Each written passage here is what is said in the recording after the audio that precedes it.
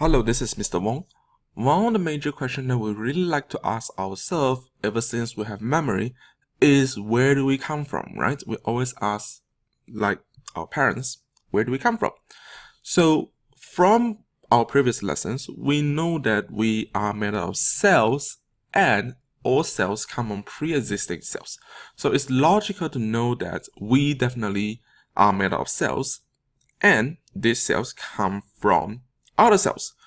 We know that we grow as time passes, so we become bigger and bigger and bigger from a kid to an adult. We know that we grow old from a tiny little baby. So this means that these cells becomes more and more as we grow older and older. So we come from babies. And where do babies come from then? Babies comes from that one cell. That one cell, the very first cells that makes who you are today, is actually coming from two different cells. One is the egg cell and the other is the sperm cells. The egg cell and the sperm cells actually comes from your parents. Your mom has the system that is able to produce the egg cell, and your dad has the system, the organ system, to produce the sperm cells.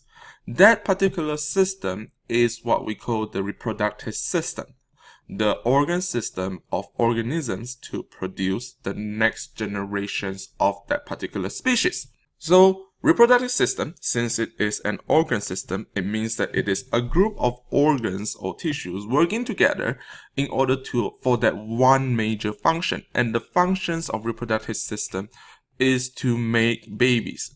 If in a general sense is to make babies. But what exactly is baby then? It is actually the next generation of that species. Next generation of that species.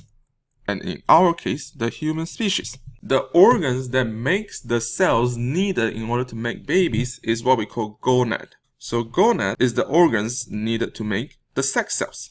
In female, it is the ovary, which makes the egg cell. And in male is the testis that makes the sperm cells. You can see that egg cell, just like any other eukaryotic cells, it has the nucleus that carries the genetic information. It has a cell membrane that separates what's inside the cell and outside of the cells. And it has other organelles, such as mitochondria, that's needed for the functions of the cells.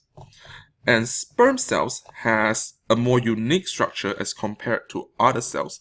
It has a flagella, which is a thin rod-like structure in order for the cells to move. It has a head that contains the genetic information for the cell, and it has the midpiece, which contains a lot of mitochondria, which is the powerhouse for the cell to move. So that's the sperm cells. Remember, gonad, the sex organ that produces the sex cells. In ovary, it produces human egg, and in testis, it produces sperm cells. The combination of egg cell and sperm cells, when they combine together, is gonna become a full human cells, a complete human cells.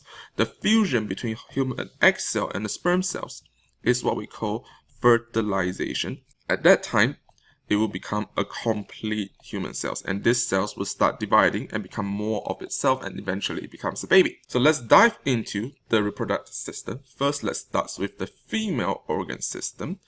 You can see that the right hand side is what you will be able to observe if you just look at the system from the external, and at the right hand side it will be what you will see if you dissect it and cut it open out.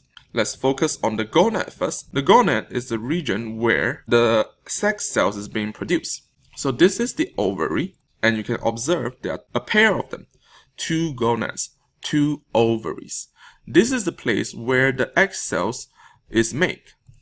And it is also where it grows and mature. Surrounding the egg cell, if you can pay attention, right inside this ovary, these egg cells is like a growing phase. So it starts growing, and eventually these egg cells will be released from the ovaries released out of the ovary. Surrounding the egg cells is a group of cells called follicle. So follicle is a group of cells that protects and nourish the egg cells. before the egg cell is mature and is ready to be released out of the ovary. Okay, once the egg cell is released out of the ovary, the process of releasing egg cells out of the ovary is what we call ovulation. So ovulation is the release of the egg cells out of the ovary. So the egg cell will be released into this hollow tube, which we call the fallopian tube. So fallopian tube has another name, which is oviduct. Both names are fine. They refer to the same thing. This fallopian tube will be able to catch the egg cell, and the egg cells will just float until it is able to meet the sperm cells. If it's lucky enough to meet the sperm cells, the two cells' genetic information will be fused together and it becomes a zygote, which is a complete human cell. Then the zygote will start floating on with the fallopian tube until it reaches this hollow cavity, where it will get embedded and implanted at this wall region, which is endometrium. So endometrium will provide nutrients, and support for the zygote. And this is also the place where the zygote will become bigger and bigger and bigger as more cells have been divided. Eventually a baby will form here at this region. So this cavity is what we call the uterus. So this cavity's role is to protect and contain the developing baby. As you can see, it has a very thick wall and it has to be very elastic so that it has room for the developing baby. Right in between uterus and the vagina region is the cervix. So it is like a tiny entrance that blocks the sperms from entering into the uterus. Is also the exit for the baby and menstrual waste to be released out of the uterus. So it's an opening, a gateway. And vagina is this part where it is the main passageway for the penis as well as the baby and the menstrual waste. It is made out of thin wall and is very elastic, so that the babies will have room to exit from the uterus once the baby has been fully developed and is ready to be delivered out of the mother's womb.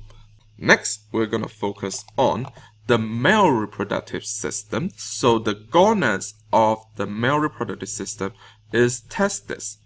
If you are referring to one testis, it's spelled T-E-S-T-I-S. And if you're referring to a pair of testes, it will be T-E-S-T-E-S. So, testis is the organ that makes sperm and allows sperms to develop and becomes mature. Once the sperm is mature, the sperm will then be stored in this long tube-like structure, which is epididymis.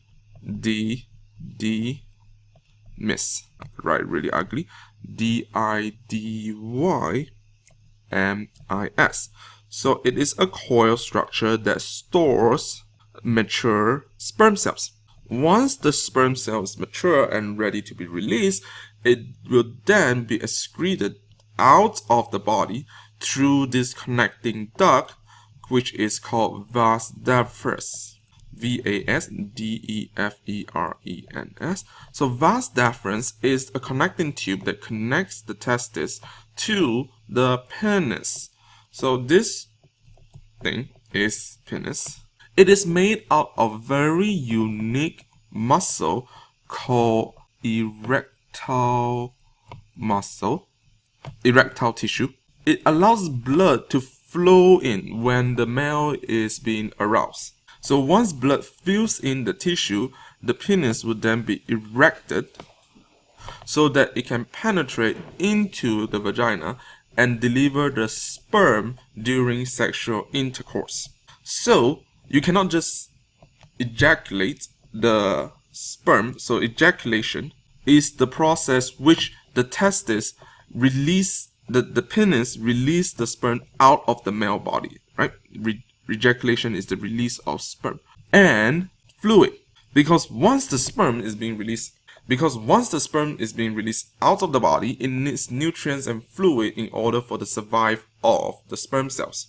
The fluid is actually made by many glands in the male's reproductive system. The major one is this one, which is the prostate gland, which is involved in the endocrine system as well. It releases a lot of sexual hormones for the males, such as testosterone, and it also produces the fluid for the survival of the sperm cells. The combination of sperm and the fluid is what we call the semen. And if you pay attention to this picture, you will see this huge cavity here. This is not uterus. Is not to store baby. This is actually the bladder, the urinary bladder, which is part of the urinary system. It stores urine before the urine is being released out of the body. You can notice that this urinary bladder has a connecting tube that is being shared with the connecting tube of the penis. This connecting tube is what we call urethra, which is the connecting tube for the sperm as well as the urine to pass through. So during sexual intercourse before ejaculations, there will be a muscles between urethra and the urinary bladder, and it will contract so that urine will not pass through the urethra and sperms will be able to go from the testis into the penis and being ejaculated out of the body. So with that will be all the details you need to know between the male reproductive system and female reproductive systems.